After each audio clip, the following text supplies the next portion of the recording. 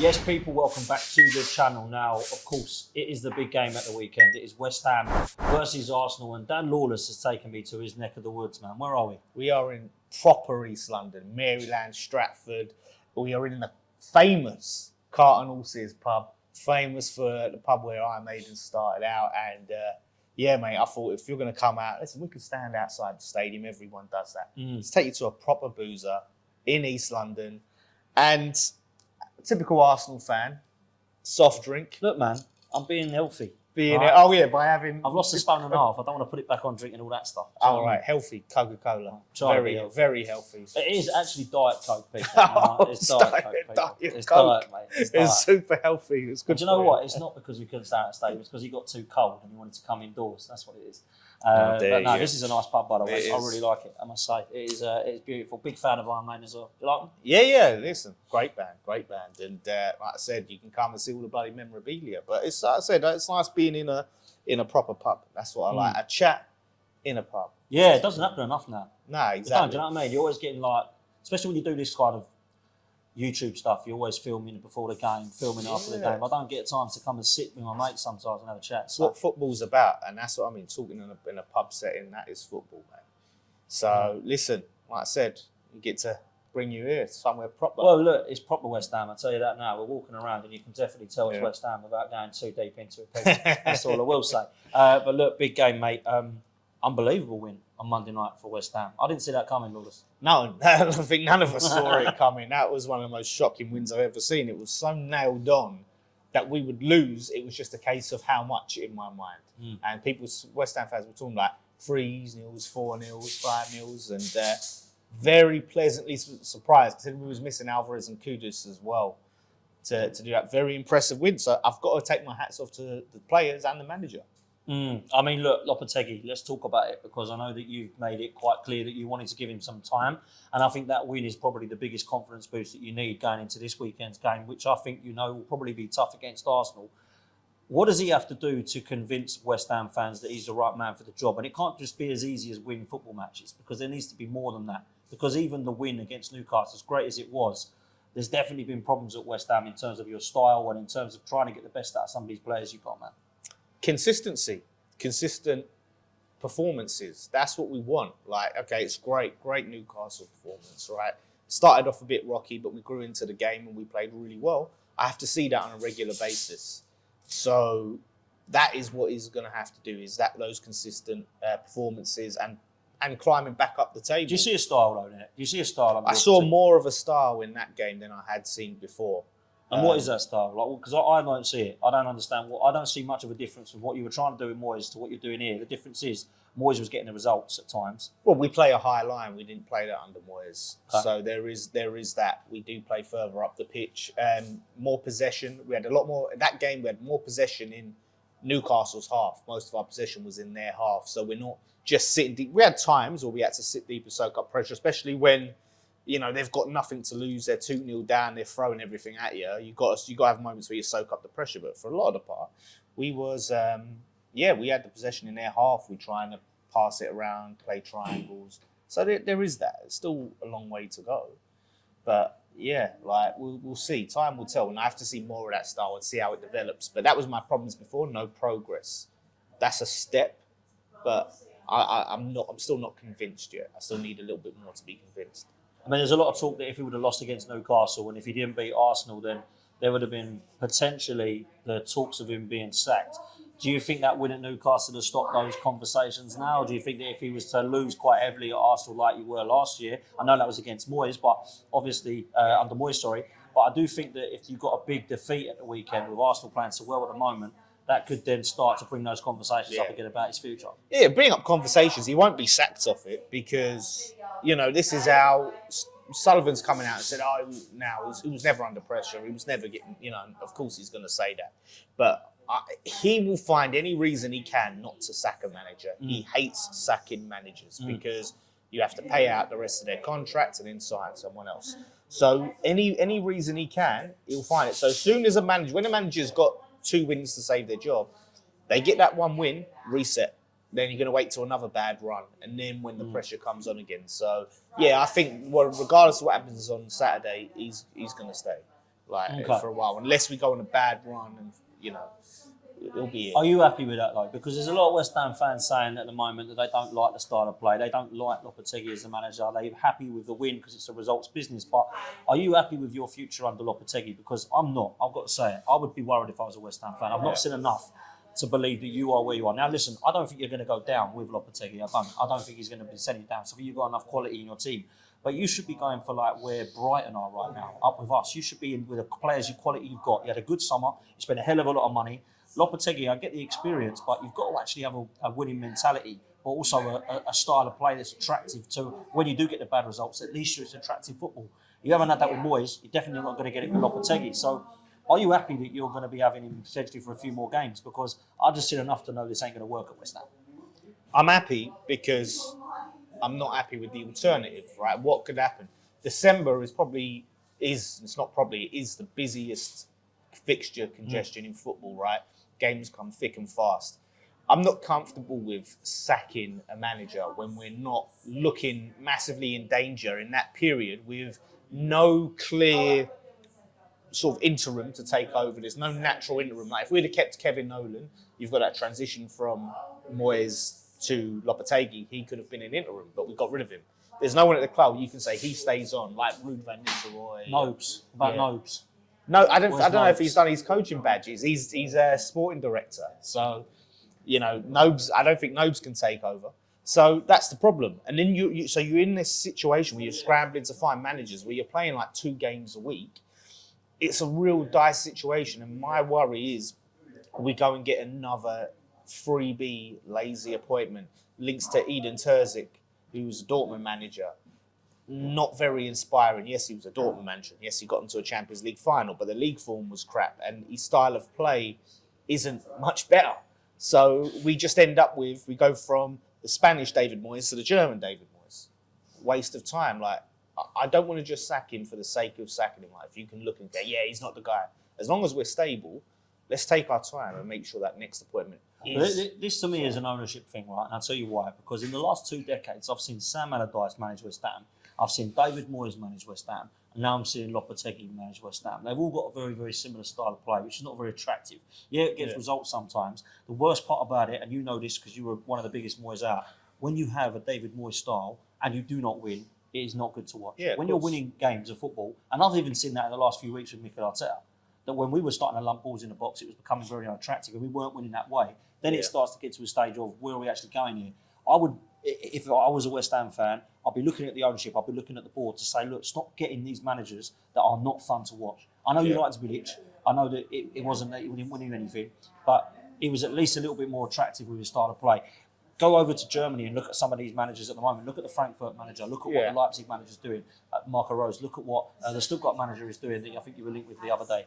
Something like that surely needs to be more looked at as to keep the fan base a little bit more happy. Yeah. Surely, man. But this is why I think Lopetegui is a transitional manager. And I said that from early in the season. I think he's the guy to transition from Moyes' ball to that manager. Because if you look at how we play, he's not a standard pragmatist. You know what I mean? He doesn't approach games like Moyes, okay, we're going to set up in a low block, and try and hit teams on the counter. Like, we are having more of the ball. What has been boring about it is our passing. Because we have such a lack of movement off the ball, we don't really open up many passing lanes. So we end up passing it around the pitch and just building up. Like Man City do that. But Man City do it, they've got world-class players that they can ping the ball round and make it entertaining to watch. But we're just sort of really static rather than trying to find, like, okay, there's space, someone make that run, and then, we go and pass it into you and then whip the ball in. It's very slow. That's why I found it boring. If we pressed more, which I saw a bit more pressing, if we don't mind pressing, we had better movement off the ball and improved our passing, it would be much more entertaining. That's what I'm saying. So it's not that the intention is, okay, we're going to go and play against this and we're going to set everyone up behind the ball and just soak up pressure for the whole game. Right? I'd be putting more pressure on your ownership and board. If I was a West Ham fan, I'll be looking at saying, where are you taking us? Because as much as we finally won a trophy and we're all happy, we've basically got a worse manager than David Moyes. So you're taking us backwards. That's what I would do as a West Ham fan. But let's flip to Arsenal, because obviously you got us at the weekend. You and I talk weekly on the show about where we're at in terms of each other's clubs. Where are you at right now looking at Arsenal? In the last couple of games, we've started to pick things up. We've got Martin Odegaard back, got a few of our injured players back, no more suspensions, and there's no more excuses as far as we're concerned as a fan base now. We're starting to play better, Lawless. What are you making of Arsenal at the moment? Yeah, look, I always knew that you guys would pick up again. You weren't going to be that way for the whole season. You know, you get Odegaard back, you get Saka back, you get a lot of your players back. You're going to improve. It's just how it is. Whether you're going to achieve your objective this season, that is the big question mark. Because, of course, Arsenal fans can all be happy with how you're playing, but you know, and get excited. But are you going to be happy with not winning the league this year or not winning the Champions League? And that I think is going to be the result of it. What do you think is a good season for Arsenal? A good season for Arsenal. I mean, you've got to at least come close again, but you've got to win. You've got to win something. And to me, you have this process. The whole point of the process, right? The objective of the process surely is to get you winning the league. And to come, and that is the thing that makes it so tricky. Because you come so close the past 2 years, to have anything less is like going backwards. Like if you're further away of Liverpool leapfrog you, that's going backwards. You can't sit there and just because you finish second to Liverpool go, oh, second, that's brilliant. And we're still in the Champions League. Like, what's the point? Like, you've got this, it's the same way with England, right? No one can deny that Gareth Southgate did a phenomenal job with England and done better than most managers in years. But he had the talented squad that he didn't get over the line. So at some point, you've got to say, we've got to see if someone else can get these. Otherwise, what's the point? So if he wins nothing this season, you think we should sack him? You should, yeah, absolutely. Because, yeah, okay, I get it. Arsenal fans are enjoying being back up there again. But what's next? You can't just keep giving him year after year. Oh, yeah, next year and next year. Oh, but next year we'll win it. Like, no, like, if next year's not going to come, this is how many, year 5 or whatever of the process? Yeah. 3rd year, supposedly challenging. What's the point? If you're just going to keep going endlessly, give someone else a chance. Okay, I'll tell you, you was the guy that got us to this point. Now we're going to find the guy to get us over the line, to see him win. And if that guy don't win it, then okay, you try someone else.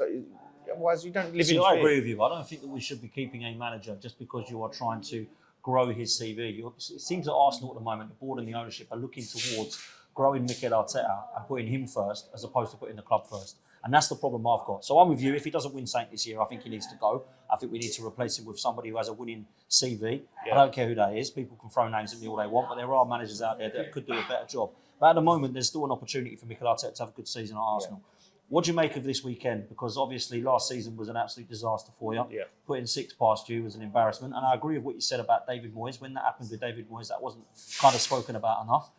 But that can't happen again as far as West Ham are concerned, mate. That cannot happen again. That needs to be avenged. We need to avenge that because it's a bad time for this game to come up.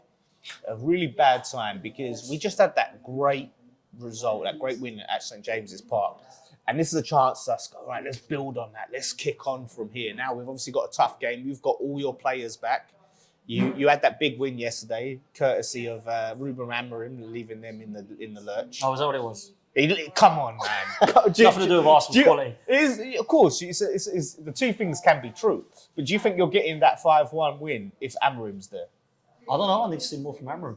No, but come on, he was the... No, look, it was definitely a factor, for sure. They weren't very good last night, Sporting Lisbon. Yeah, however, your guy, Gyökeres. I thought, I still rate him, though. And do you know what was funny? Last night, Saliba and Gabriel ate him up, yeah? Just like they did Haaland. But now what people are saying is, oh, maybe he's not that good. But no one's saying that about Haaland. You take him tomorrow. And he did nothing against Arsenal home and away. So I look at what Gyökeres did when Gabriel come off. I don't know if you saw the game. Kivior comes on for Gabriel. Straight away, turns him, hits the post. That is how good this guy is. Trust me, they didn't use him enough last night, in my opinion. He is a top player. I don't think he's coming to Arsenal, but I would love him. Why don't you think he's coming to Arsenal? Because I don't think we're going to get a 9 in January. Do you think we need a 9 in January?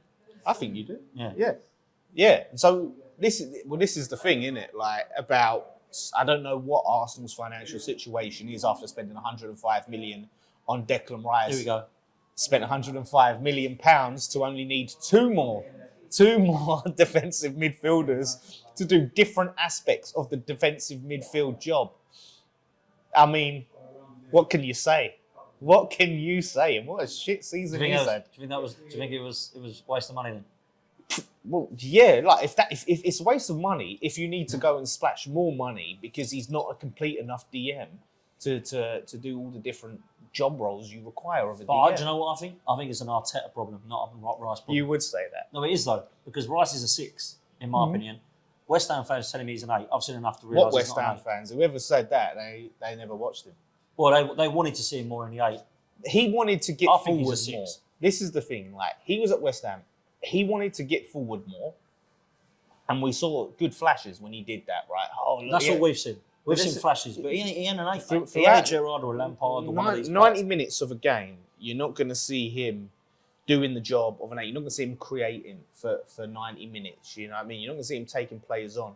You'll see the odd run here and there and a great shot. That's what you see of him. But the problem is, when he started doing that, we suffered as a team. Soon before that, when he held, and Souček was this 8, he was just barraging into the box and getting on the end of it. Like, we was flying, we was doing well. And then all of a sudden, Rice decided he wanted to get forward more. Souček had to sit back more, which we lost his ability to go in and score goals, cause chaos in the box. We suffered. Well, that's what we're doing now. But I don't think Rice is an 8. I think he's a 6. He is. So for me, what I'm saying is Mikel Arteta has decided that he wants to put him now in the 8 and potentially use Partey as a 6 and go and But get part of that 6. is Rice's fault, because Rice wants to get forward more. He wants to be an 8. Yeah, but I think Arteta's wants him to get forward as well. So both of them do that. Yes, that's what I'm saying. It's both on them. This was the thing. Rice was a defender. He was a centre back who wanted to be a midfielder. He started playing defensive midfield. Then he wants to be a centre midfielder. Then he's going to want to be a 10. He's going to end up wanting to be a number 9. Like, fucking just do his job. 6. That's what he does. He's the only thing I will say, Rice in the 6. He's bought Marino, who he wants as an 8, and he obviously has Ødegaard. I think that is what we're going to start to see. The reason we haven't seen that is because Partey has been phenomenal, mate. He's been our best player this season. The thing is with Partey, he's made of glass. So it's only going to be time before he comes out and say, that's when I think Rice will go back into the 6. Yeah, but this is what I'm saying. Like, if I'm, this is probably, you spent 105 mil on Rice, so it's hard to justify dropping him. But it's been much more balanced if you played Partey, Marino, and Ødegaard. If Partey is being that good and Rice is a subpar 8, you have to drop Rice and play Marino. Or you play Partey and Rice as a double pivot and then have Ødegaard in front. Yeah, but I just don't. Where's the balance in that? Yeah, Partey can maybe do a little bit more going forward, but Partey surely is going to be your Rice alternative, right? They're competing for the same spot. It is a problem. It is a problem. That's what I'm saying. So you got to have balls and not. This is the thing that's frustrating with managers, where they have those players that they just can't drop. They spent a load of money on them, but it's like you have that competition. Imagine if Rice got dropped for Partey, how much Rice, and I know the sort of person that he is, that would motivate him so much. That would push him. He's not had a good season, and maybe that's what he needs. Have Partey, try Partey, Moreno, Ødegaard, and see what happens, and say to Rice, look, this is what I'm going with until you can fight your way back in the team. And that will motivate him like crazy.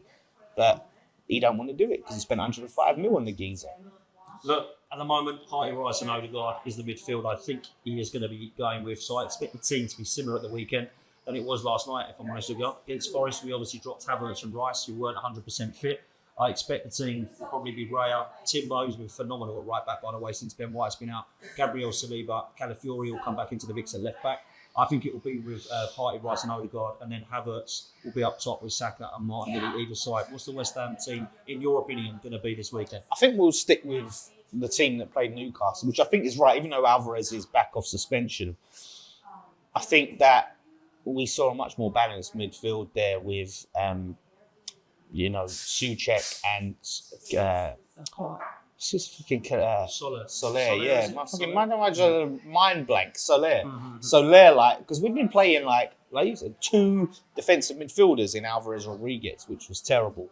Souček, I've been a big critic of, but he played well. He's better than that Rodriguez, mate. Yeah, Rodriguez. He's had a tough. Best time I saw him was the first half against Spurs. Like that, he was great then. Soler, what's he like? Soler, this was the best game I see him have was against Newcastle, right? Because before, he'd been played on the left wing. He'd been played in the 10 when he's an 8.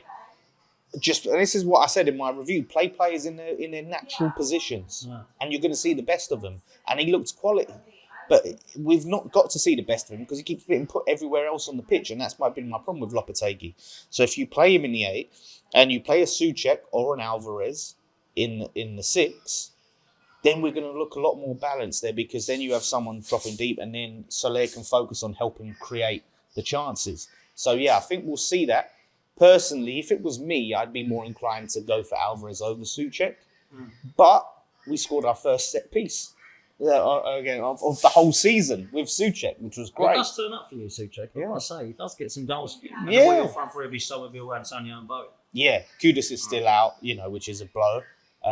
Which is going to be very interesting to see when Kudus is back, what he does. Yeah, I swear to God, if I see Kudus back on that left wing, I am Lopetegui out all the way, and I'll never come back. What kind of player left? What is it all about? He's a quality player. He is a quality player, but it just diminishes his natural abilities. Like, he's not that traditional left wing that's just going to go bombing down the wing and put in crosses. Do you know what I mean? He likes to cut in, and he likes to create. He likes to link up, take players on. You can see he's not comfortable there.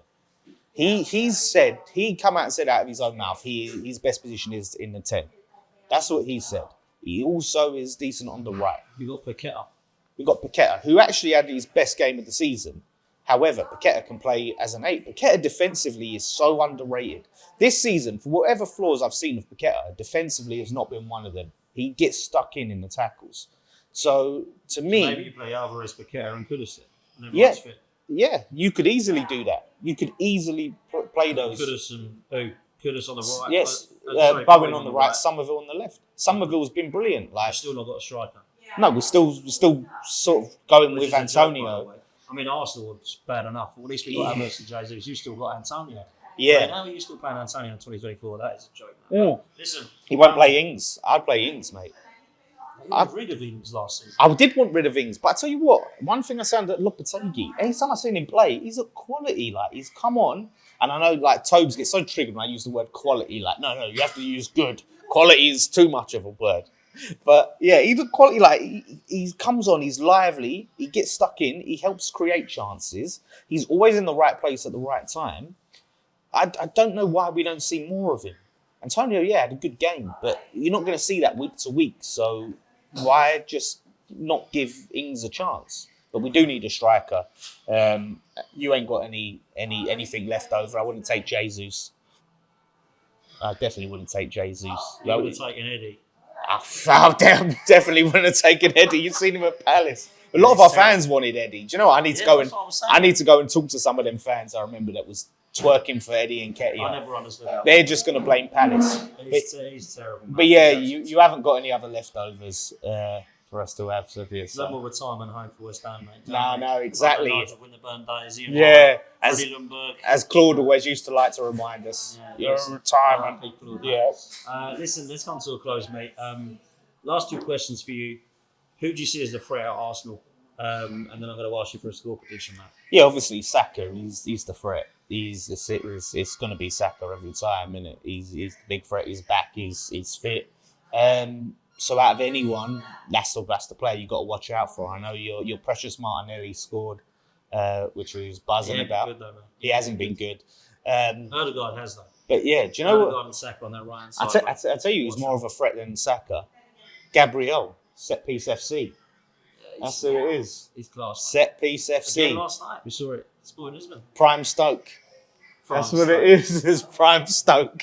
Stoke and all. West Ham fans talk about set piece FC. Oh, because but it's funny when we was doing it, we got knocked for it. Oh, it's just set piece team.